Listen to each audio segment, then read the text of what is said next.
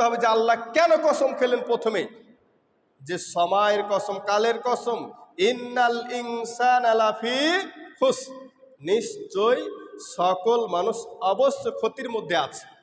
তাহলে সকলে আমরা ক্ষতির মধ্যে আছি, তবে 4টি গুণ যার মধ্যে আছে, 4টি বৈশিষ্ট্য যার মধ্যে থাকবে তারা ব্যতীত।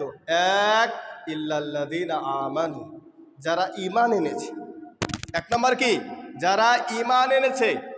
ওয়া আমিলুস সালিহাতি, এবং সৎ আমল করেছে, এবং সৎ আমল করেছে।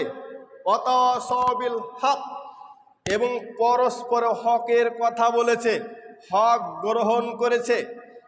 ওয়াতাওয়াসাউ বিস-সাবর, পরস্পরে সবুর করেছে, সবুরের উপদেশ দিয়েছে। 1, ঈমান আনতে বলেছেন। 2, যারা সৎ আমল করেছে। 3, যারা হক কথা বলেছে, হক গ্রহণ করেছে।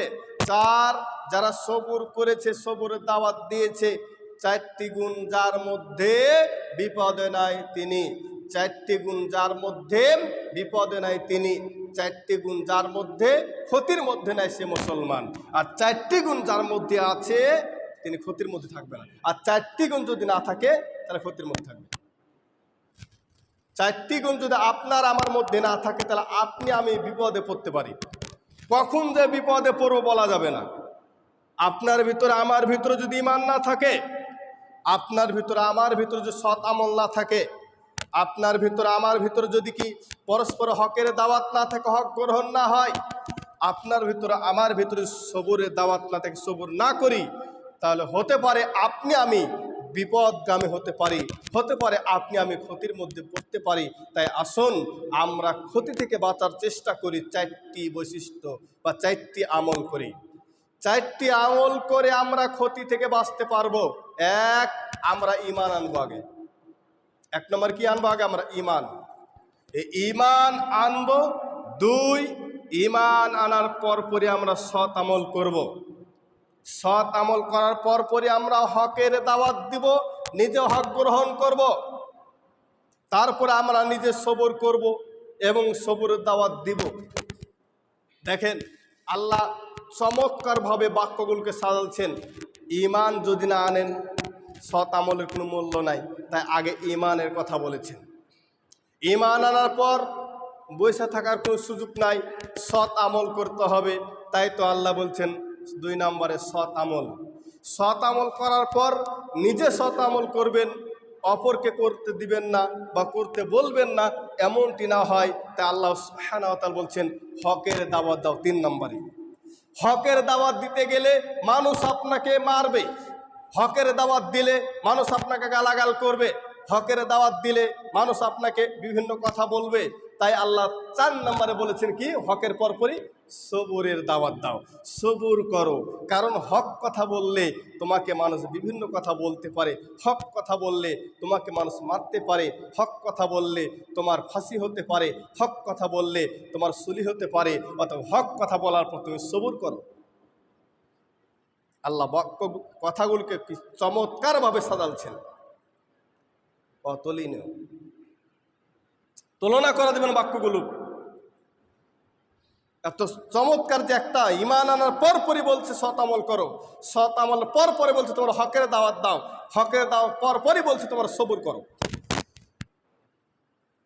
তাহলে আমরা আসি যে ক্ষতির মধ্যে যদি পড়তে না চাই আমরা, বিপদে যদি পড়তে না চাই আমরা, পরকাল যদি জাহান্নামে যেতে না চাই আমরা, তাহলে আমরা কি করব?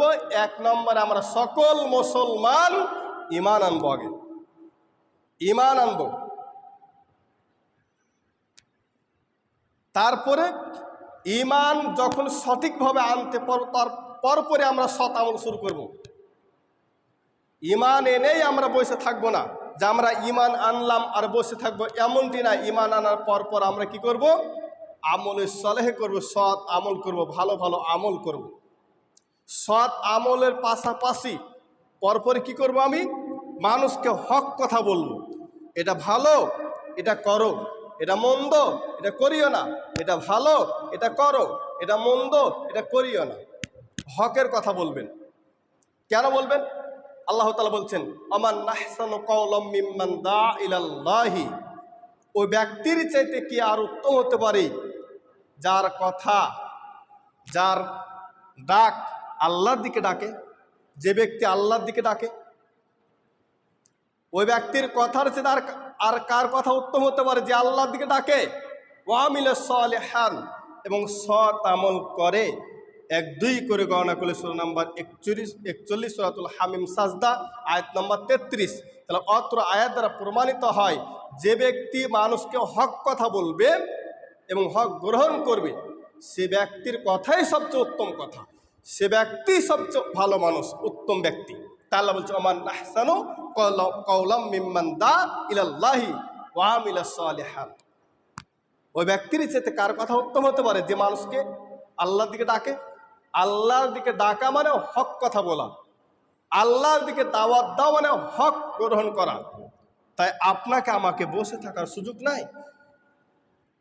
আপনি আমি যদি আল্লাহর কাছে উত্তম ব্যক্তি হতে চাই, আমার জবান যদি ভালো করতে চাই, এই জবান যদি উত্তম করতে চাই, তাহলে আমার উচিত মানুষকে হকের দিকে দাওয়াত দেব, আল্লাহর দিকে দাওয়াত দেব, ওয়ামিলিস সালিহান, এবং সৎ আমল করব। তাহলে যে ব্যক্তি আল্লাহর দিকে দাওয়াত দেয় এবং সৎ আমল করে, সে ব্যক্তি আল্লাহর কাছে প্রিয় ব্যক্তি, উত্তম ব্যক্তি। তার জবান সবচেয়ে উত্তম জবান, তার কথা সবচেয়ে উত্তম কথা। আরে শোনেন, বর্তমান সময়ে যারা এই কাজটি করে, আমান আহসানু কাওলাম মিম্মান দা ইলাল্লাহি, আল্লাহ বলছেন ওই ব্যক্তির কথার চাইতে আর কার কথা উত্তম হতে পারে যে আল্লাহর দিকে ডাকে। দেখেন, আপনার আমার মাঝে অনেক আলেম ওলামা আল্লাহর দিকে ডাকছে, আল্লাহ সুবহানাহু ওয়া তাআলা দ্বীনের দিকে ডাকছে, কিন্তু সেদিকে আমরা লক্ষ্য রাখি না, সেটা আমরা গুরুত্ব দিচ্ছি না। দুনিয়াবির জন্য যে ডাকছে আমরা ঠিকই গুরুত্ব দিচ্ছি, কিন্তু সবচেয়ে উত্তম কথা, সবচেয়ে ভালো কথা, সবচেয়ে মূল্যবান কথা হচ্ছে যে ব্যক্তি আল্লাহর দিকে ডাকে, এ ব্যক্তির জবান হচ্ছে সবচেয়ে উত্তম জবান। সম্মানিত উপস্থিতি, এ কারণে অতাওয়াসাবিল হক, পরস্পর হকের দাওয়াত দাও। অতাওয়াসা এটা ভাবে তাফাউলুন, গ্রামার যারা পড়েছে এটা ভাবে তাফাউলুন, মানে পরস্পরে হকের দাওয়াত দাও। মানে আপনি আমাকে হক বলবেন, আপনাকে আমি হক বলবো, আমি হক মানবো, আপনি হক মানবেন, পরস্পরে। তাহলে হকের দাওয়াত দিতে হবে আপনাকে। একজন আজান দিয়েছে, সালাতে যাচ্ছেন, আপনি বলেন ভাই চলেন সালাতে যাই।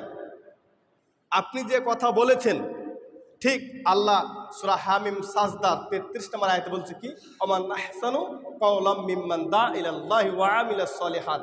ওই ব্যক্তির চাইতে উত্তম কথা কার হতে পারে যে আল্লাহ দিয়ে ডাকে। তা আপনি বললেন ভাই সালাতে চলেন, আপনি বললেন না, তাহলে আপনি আল্লাহ দিকে ডেকেছেন? অবশ্যই ডেকেছেন। এমনকি ডাকার পরে আপনি নিজে মসজিদে এসেছেন, সালাত আদায় করলেন, তাহলে কি আপনি তো উত্তম হলেন। তাই আপনি মনে করবেন যে নিজে সালাত আদায় করব, কে করছে না করছে দেখার বিষয় নাই, এটা না, এমনটি না হয়। আপনাকে দাওয়াত দিতে হবে, বলতে হবে। আপনি যতটুকু আপনার জ্ঞানে আছে যে এ কথাটা সত্য, সহিহ হাদিসে আছে, এটা আয়াতে আছে, এ কথাটা বলা ভালো, অতটুকু আপনি দাওয়াত দেন। আপনি এতটুকু পারবেন, ভাই সালাতে আসেন,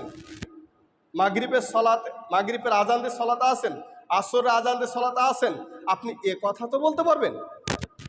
আপনি যে এ কথাটা আপনার মুখ দিয়ে বের করেছেন, আপনার জবান দিয়েছেন, আপনার জবান সবচেয়ে উত্তম জবান, আপনি সবচেয়ে উত্তম ব্যক্তি, কারণ আপনি সুন্দর কথা বলেছেন, আল্লাহর দিকে দাওয়াত দিয়েছেন, আবার আপনি এসে সালাতও আদায় করেছেন। অতএব এ কারণ হচ্ছে অতাওয়াসাউ বিল হক। যদি বিপদে পড়তে না চান, ক্ষতির মধ্যে পড়তে না চান, তাহলে পরস্পর হকের দাওয়াত দেন। কারণ আল্লাহ তো বলছেন সকল মানুষ ক্ষতির মধ্যে, তবে 4টি গুণ যার মধ্যে আছে। তাহলে 1 নম্বর কি? ঈমান। আমি ঈমান আনলাম, ঠিক আছে, আমি সৎ আমল করলাম, কিন্তু হক গ্রহণ করেছি, কিন্তু হক বলিনি। একা হক গ্রহণ করতে পারবেন না, হক বলতে হবে। এটা ভাবে তাফাউল বললাম না, পরস্পর হক গ্রহণ করা। একা একা হক গ্রহণ করা বলেনি, পরস্পরে হক গ্রহণ করা, পরস্পর হকের কথা বলা, পরস্পর হক মেনে নেওয়া, এর নাম হচ্ছে ওয়াতাওয়াসাউ বিল হক। তা আপনাকে হক মানতে হবে, এলাকাবাসীকে হকের কথা বলতে হবে, আপনাকে হক মেনে চলতে হবে, পরিবারকে হক মেনে চলার দাওয়াত দিতে হবে।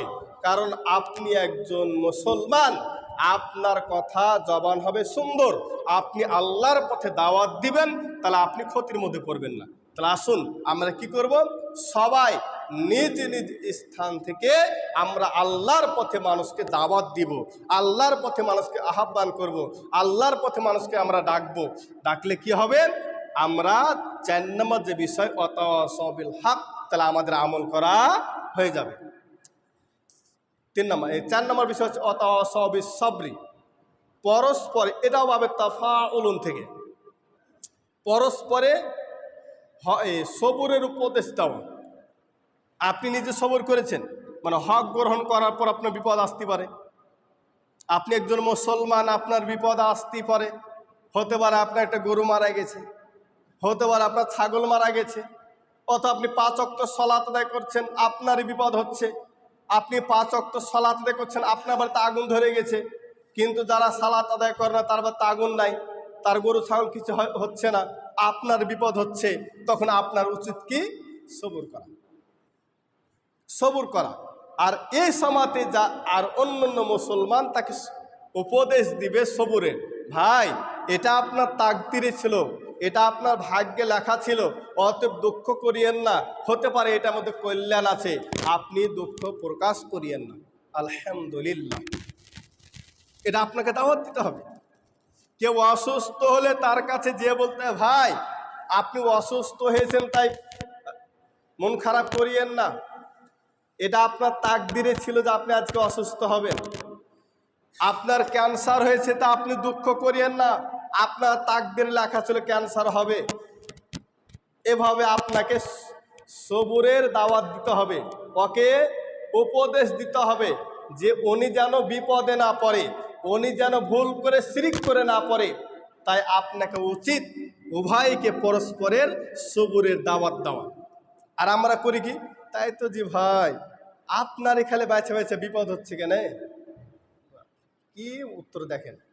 যখন বললেন যে ভাই আমার এই বিপদ, কেন যে আল্লাহ বিপদ দিচ্ছে, তখন আর এক মুসলমান বলে কি, তাই তো জি ভাই কি যে পাপ করলেন, কেন যে আল্লাহ আপনাকে এলে করছে, বেছে বেছে খেলে আল্লাহ আপনাকে বিপদে ফেলছে কেন? এটা কি উত্তর হলো আপনার?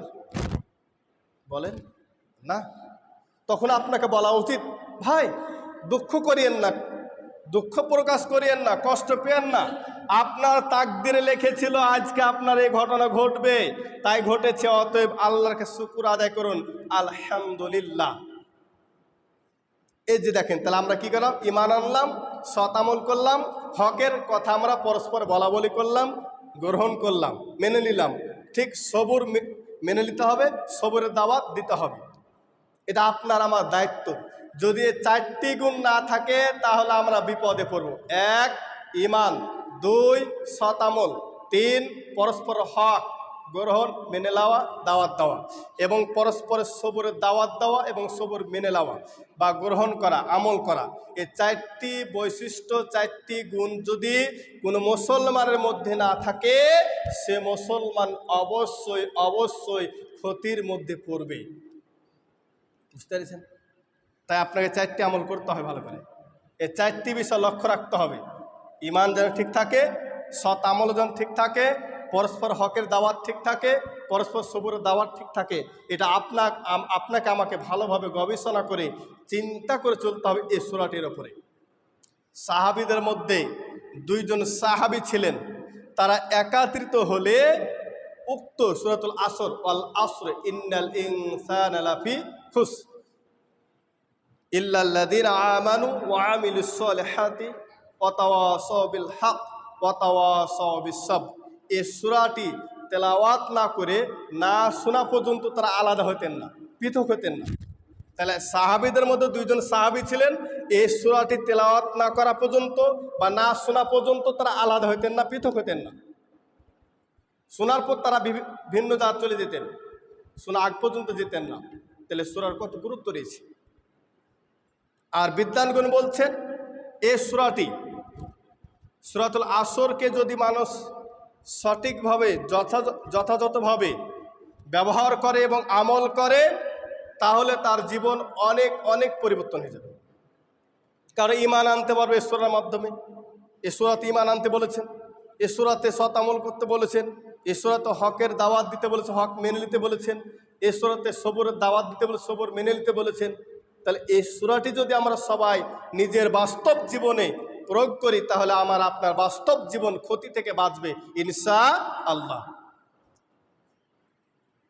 আব্দুল্লাহ ইবনে মাসউদ রাদিয়াল্লাহু তাআলা আনহু قال قال রাসূলুল্লাহ সাল্লাল্লাহু আলাইহি ওয়াসাল্লাম, আব্দুল্লাহ ইবনে মাসউদ রাদিয়াল্লাহু তাআলা আনহু তে বর্ণিত, তিনি বলেন রাসূল সাল্লাল্লাহু আলাইহি সাল্লাম বলেছেন, সালাতুল বুস্তা সালাতুল আসর, মধ্যবর্তী সালাত হচ্ছে আসরের সালাত।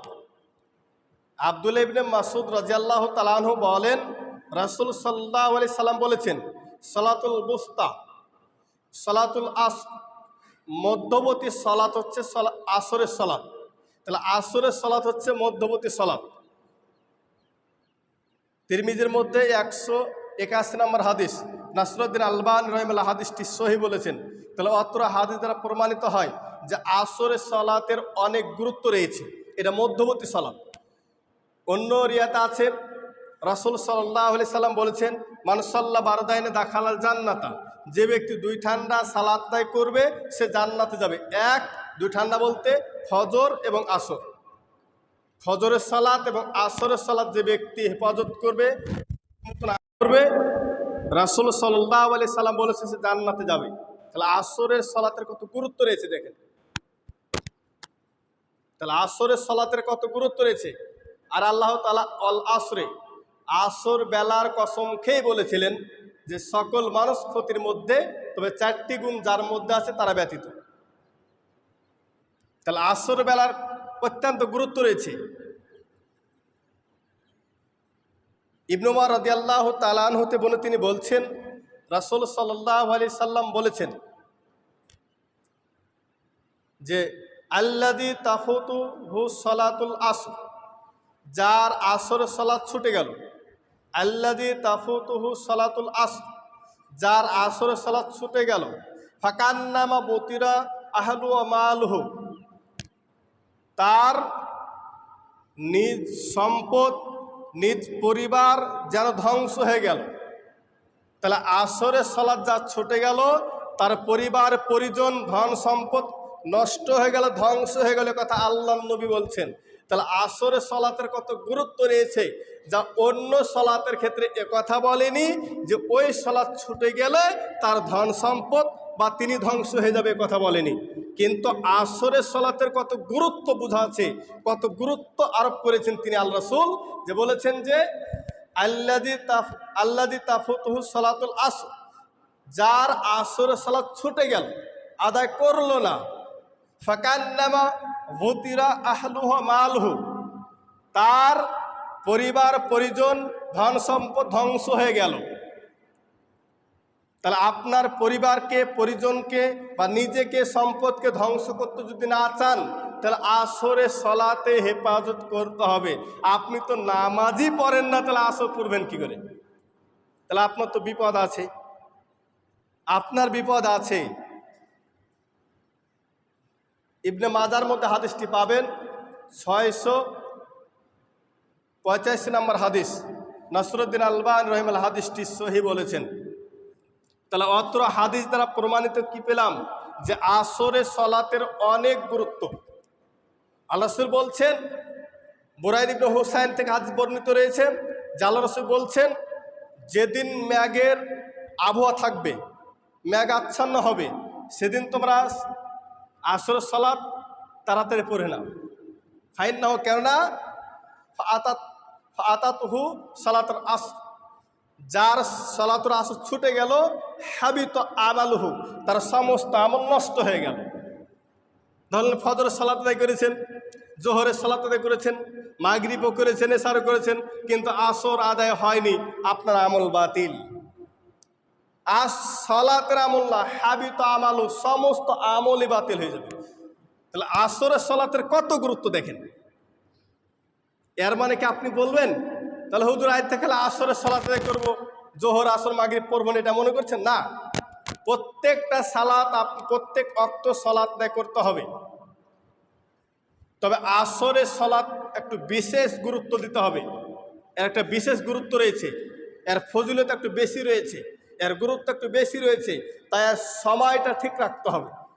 অথচ দেখেন সারা বাংলাদেশে, ভারত পাকিস্তানে এই আসরের সালাতকে নিয়ে একটু বেশি ভেজাল।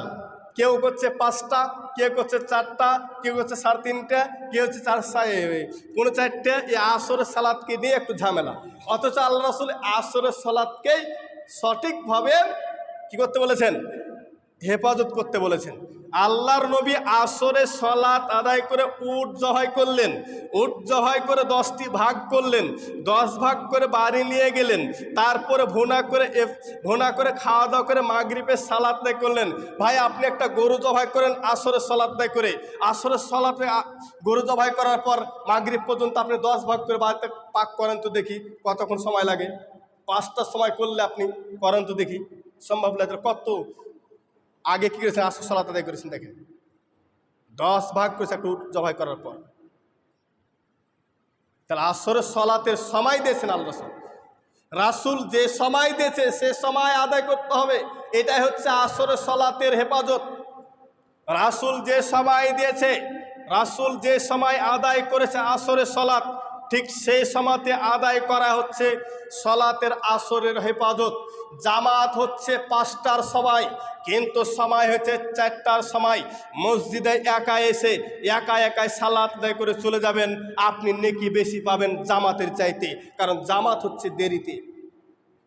জামাতের চাইতে ওয়াক্তের গুরুত্ব বেশি রয়েছে, জামাতের চাইতে ওয়াক্তের গুরুত্ব বেশি রয়েছে। ওয়াক্তকে বেশি প্রাধান্য দিবেন, ওয়াক্তকে বেশি ফলো করবেন, তাহলে আপনার সালাত বেশি নেকি হবে, আপনার সালাতের বেশি হেফাজত ঠিক থাকবে। তাই আসরের সালাত যার ছুটে যাবে তার সমস্ত আমল নষ্ট হয়ে যাবে।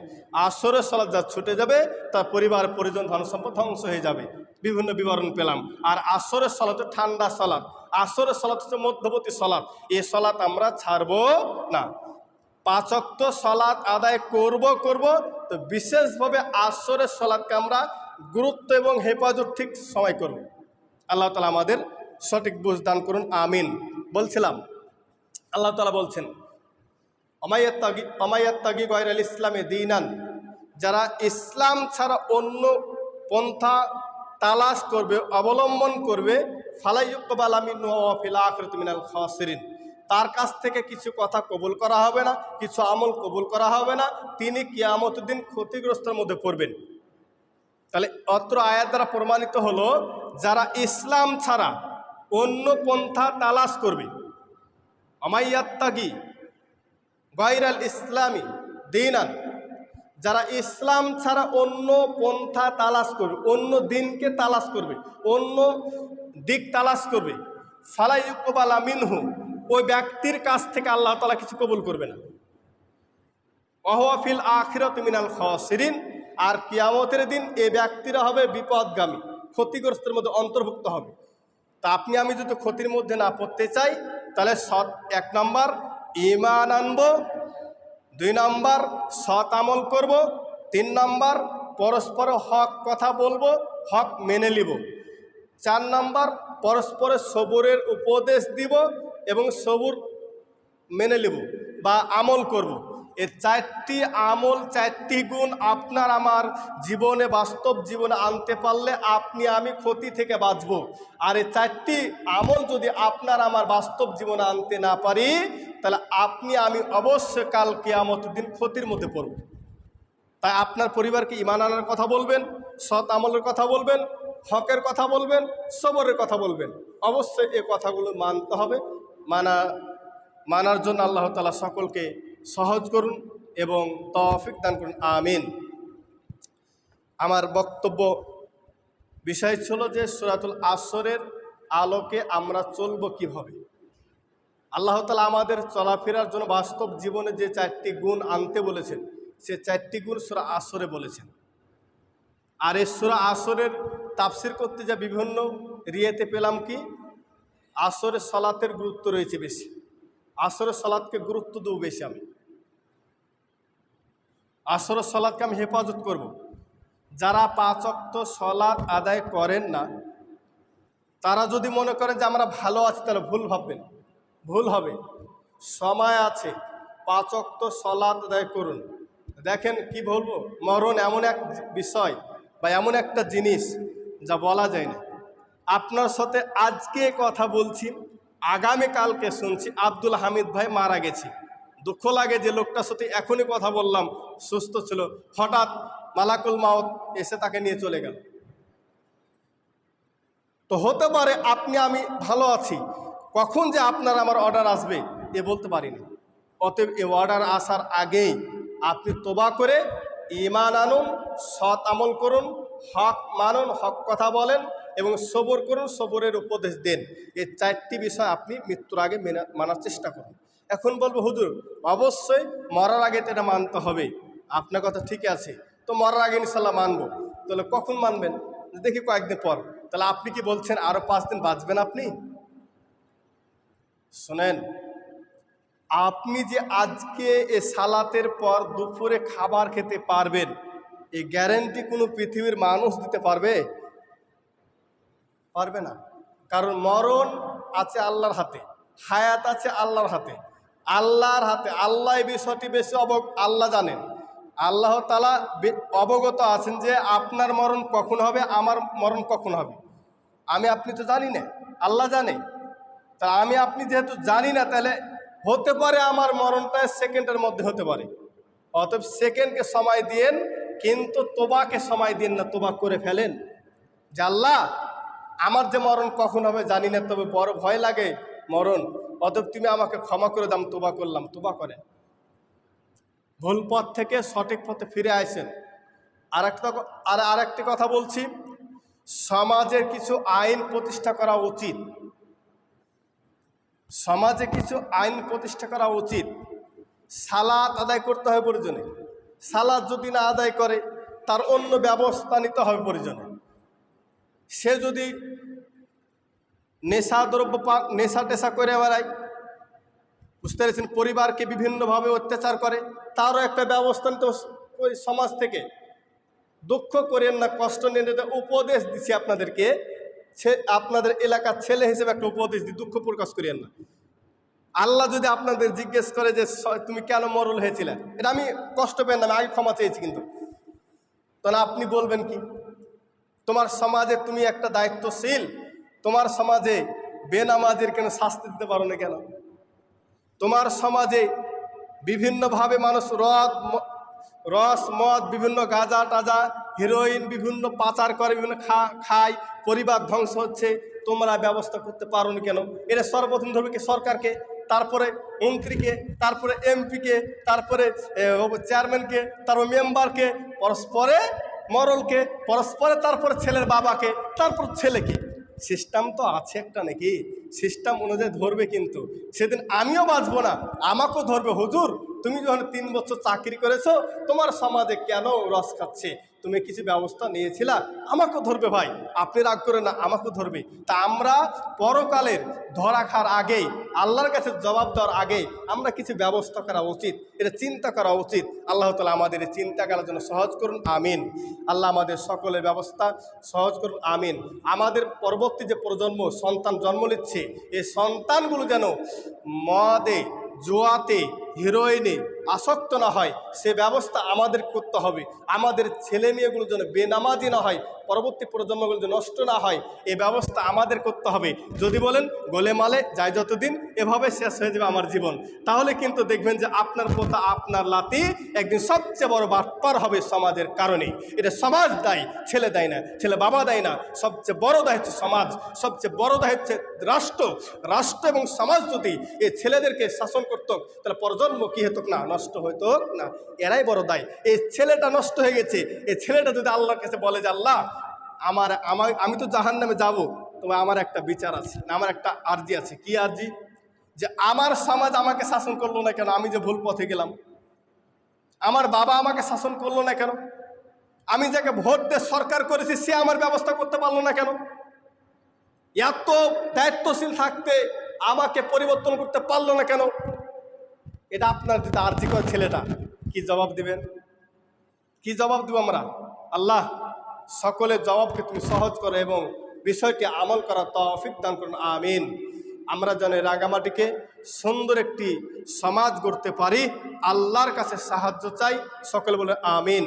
আমরা যেন রাঙামাটিকে সুন্দরভাবে একটা সমাজ, সুন্দরভাবে একটি মুসল্লি তৈরি করতে পারি, আল্লাহ তোমার আসমান থেকে তোমার কাছ থেকে রহমত বর্ষণ করো, সাহায্য দাও।